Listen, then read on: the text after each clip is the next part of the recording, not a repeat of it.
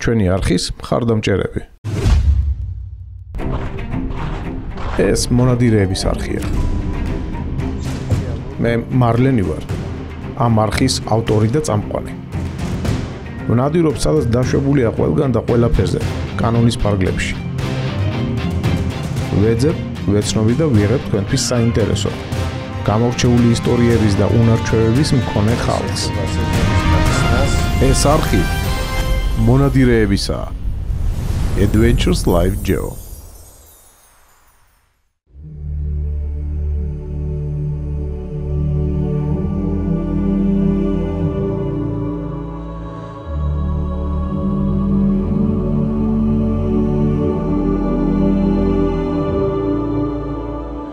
იბერია გამორჩეული არის რაღაცა განსაკუთრებული სიურპრიზებით ხოლმე და ნახდათ ვერ წარმოვიდგენდი თუ ეს ამ ეპოქაში კიდე შეიძლებოდა რომ მომხდარიყო. რისთვის ავართ შეკრებილები დღევანდელ დღეს? მალე პირველ რიგში მივესალმები შენს მაყურებელს. დღეს ისეთი ისტორიული დღეა შეიძლება ითქვას, იმიტომ რომ და სიმბოლურიც, აი ნადირობის სეზონის გახსნის წინა შაბათ-კვირას ესეთი ფაქტი ხდება ჩვენ სამონადირეო სამყაროში, რომ რამოდენიმე თვის მანძილზე იწერება საქართველოში პირველად ხატი, მონადირეთა მფარველი ხატი, დიდმოწამე ევსტათესი, რომელიც ისეთი მაღალი დონის შესრულების არის, რომ ხელოვნებაცოდნეებმა გადაწყვიტეს, რომ კატალოგშიც კი შეიტანონ ეს ხატი რა და ჩვენთვის ძალიან საამაყო არის, იმიტომ რომ ეს არ ეკუთვნის მხოლოდ კი ინიციატივა შეიძლება იყო იბერიას, მაგრამ არ ეკუთვნის მხოლოდ იბერიას, ეს ეკუთვნის მთლიან სამონადირეო სამყაროს.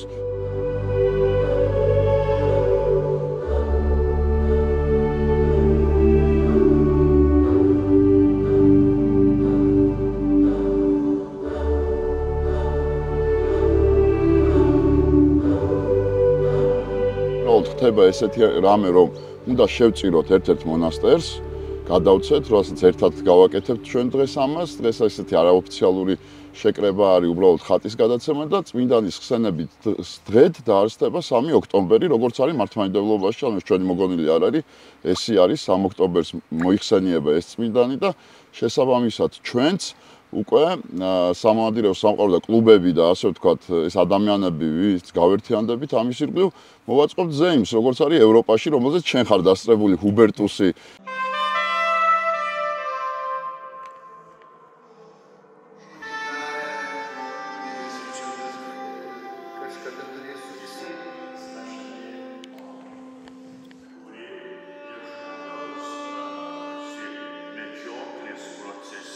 მსგავსი ტიპის, რომ მქონდეს დღე, როდესაც გავერთობით, შევიკრიბებით, სანთელს დავანთებთ, ოჯახთან ერთად, შვილებთან ერთად მივალთ და რაღაცა ერთმანეთს კაი გამარჯვებას ვეტყვით რა.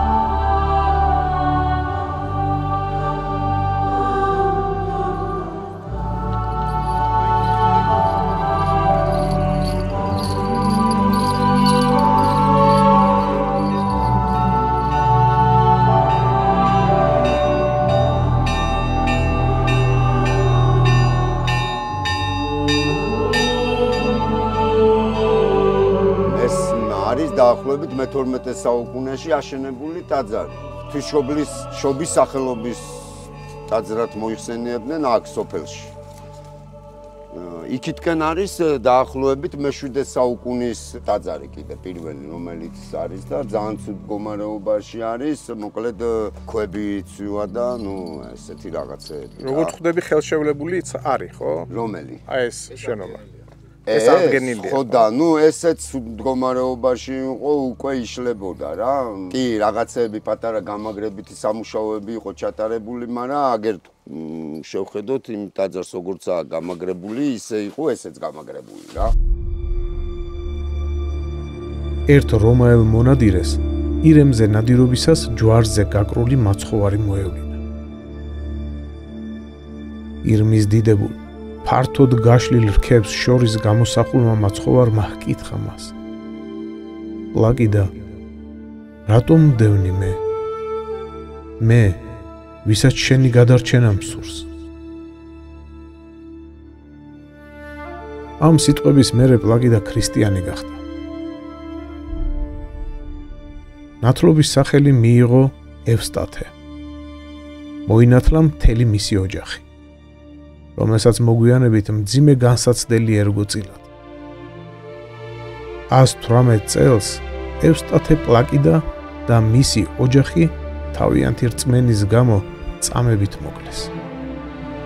მართლმადიდებლური და კათოლიკური ეკლესიების მიერ ევსტათე პლაკიდა და მისი ოჯახი აღიარებულნი არიან წმინდანებად. მე ღვთის შეწევნით, ღვთის წყალობით, კეთილი ხალხის ნებით გამოჩნდა ადამიანების ჯგუფი, არ მინდა ეხა სახელი და გვარი დავასახელო, ის მათი სახელი და გვარი უკვე ღვთის დიდ სიაში უკვე შეტანილი არის, ღმერთმა დალოცოს და გაახაროს ის ხალხი.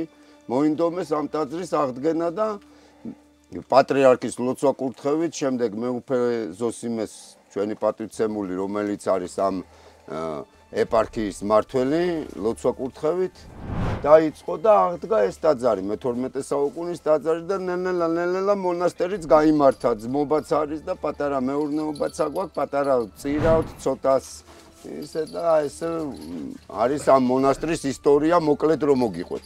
ბატონო გია, ამ ტერიტორიას მე როგორც ხვდები, სახელმწიფო იცავს.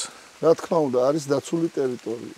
ამ ტერიტორიაზე არსებობს კიდევ თუ არა მსგავსი ეკლესია, მსგავსი ნაგებობა? თბილისის ეროვნულ პარკში არის ძალიან ბევრი ეკლესია, მონასტრები. არის ბევრი მოქმედი, როგორც დიდი იოანე ზედაზნელის სახელობის ეკლესია, ილია მართლის ეკლესია, ბზიანის ახლით აღდგენილი მოქმედი ეკლესია და მრავალი სხვა ეკლესიები არის, სარესტავრაციო ეკლესიები, რომელიც ეტაპობრივად კეთდება რესტავრაცია, ძალიან მიხარია. ამდენი მრევლი რომ ნახე ეკლესიაში მოსული, ღმერთმა შეგიწიროთ ეს ხატი, რომელიც თქვენ დააბრძანეთ ეკლესიაში. რა ვიცი, ღმერთმა დაგიფაროთ და გაგაძლიეროთ თქვენ და მთელი საქართველო.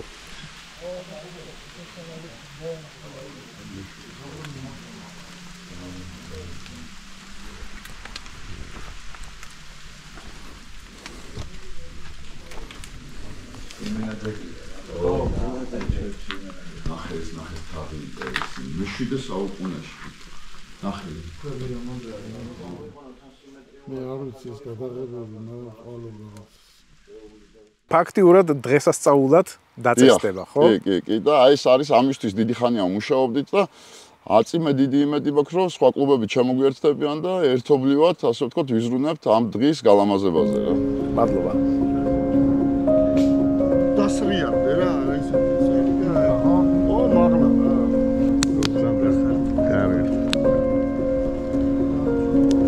ისტორიული დღე არის. დავაბრძანეთ მონადირების ფარველი ხატი. მაგას უბრალოდ იხილავთ მარველის სიუჟეტში. და ეხლა გვექნება ტრაპეზი.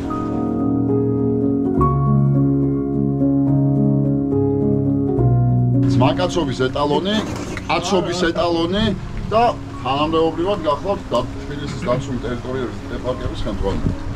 მე მადლობის ნიშნად, ჩემო გიორგი, ბიჭებმა გადავწყვიტეთ, შენ ახან დანები გიყვარს. აი ესეთი საჩუქარი გადმოგცეთ, სულ ახალ-ახალი დანა გთხოვთ გადააწყვეტოთ ამერიკიდან ჩამოტანილი. მაგარია. შუდობაში მოიყვანეთ, ჩემო გიორგი. მადლობა, ჩემო გიორგი. მართლმადიდებლობაში ის დღე დაწესებულია ამ წმინდანის ხსენების დღე.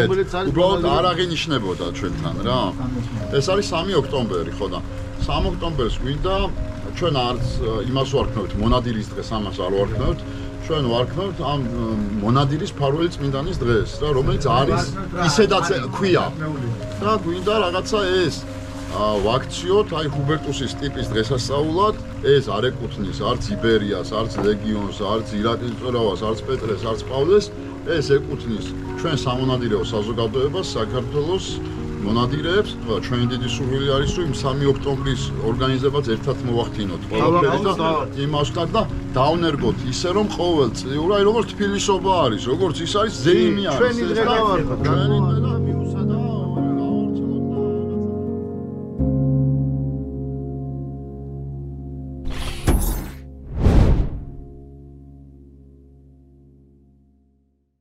ჩვენი არხის მხარდამჭერები